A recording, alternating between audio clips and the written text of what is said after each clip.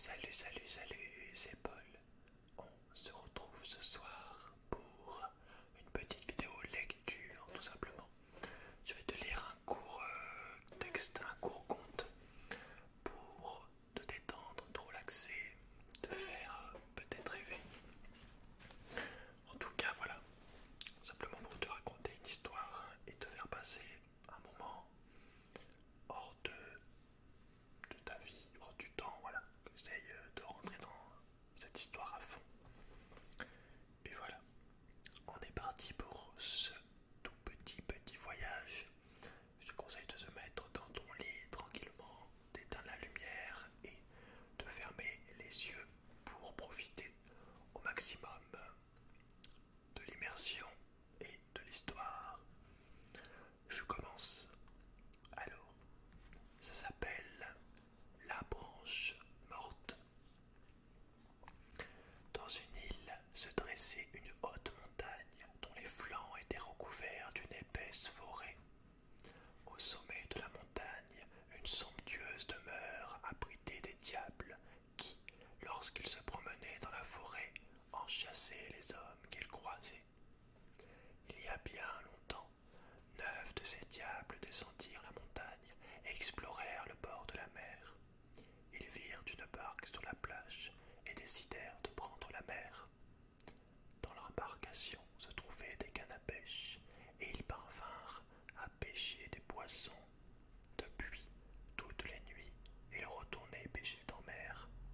Le propriétaire de la barque remarqua que, lorsqu'il la prenait chaque matin, elle était sale et pleine de poissons morts.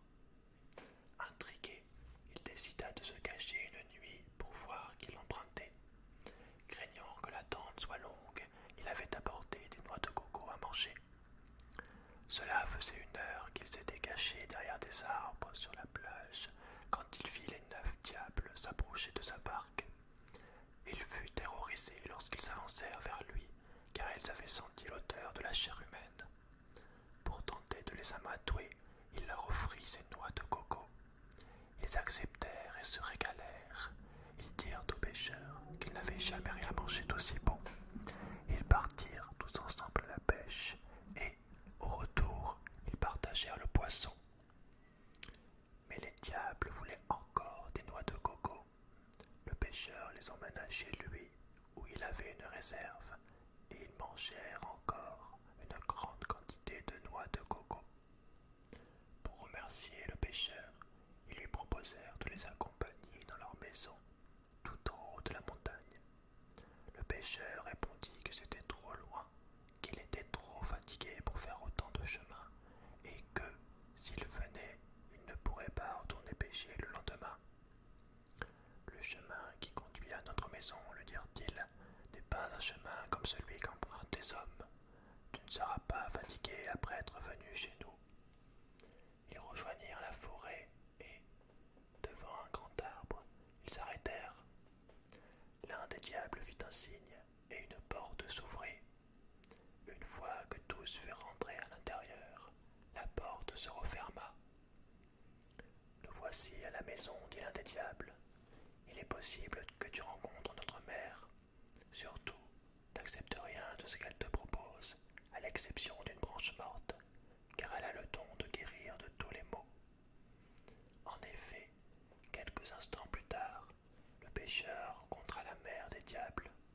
C'était une géante très âgée, mais très gentille. Lorsqu'il fut l'heure de repartir, la mère des diables offrit au pêcheur une coupe en or qui ne se vidait jamais. Bien sûr, il la refusa. Elle lui proposa ensuite un coq avec une tête d'homme qui donnait autant d'argent qu'on lui en demandait. Il refusa de nouveau et dit « Donne-moi plutôt ce qui se trouve dans ce grand coffre. » La vieille femme ouvrit le coffre et en sortit une branche qu'elle tendit au pêcheur en disant « C'est une branche morte, garde-la bien précieusement. » Après avoir remercié ses hôtes, il repartit comme il était venu. Une fois arrivé à sa cabane, il cacha soigneusement la branche morte. Quelques jours après, il vit passer des femmes en pleurs. Il leur demanda des explications. Elles lui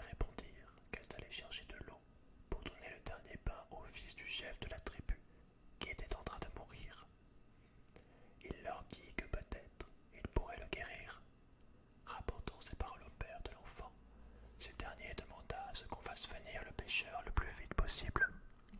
Il arriva, mais trop tard. Le fils du chef venait juste de mourir.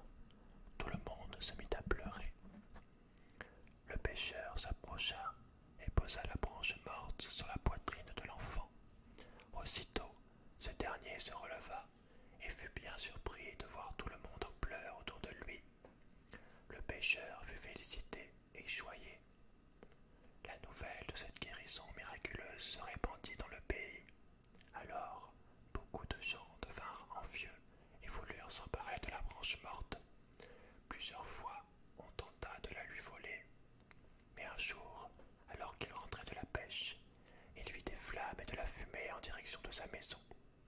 Celle-ci brûlait, et il vit en haut du toit, qui était encore épargné par le feu, sa branche morte. Le pêcheur réussit à la sauver des flammes, mais les envieux cherchèrent encore à lui voler sa branche.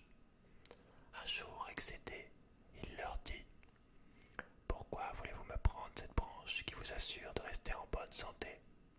Si vous persistez, je la jetterai et personne ne pourra la retrouver.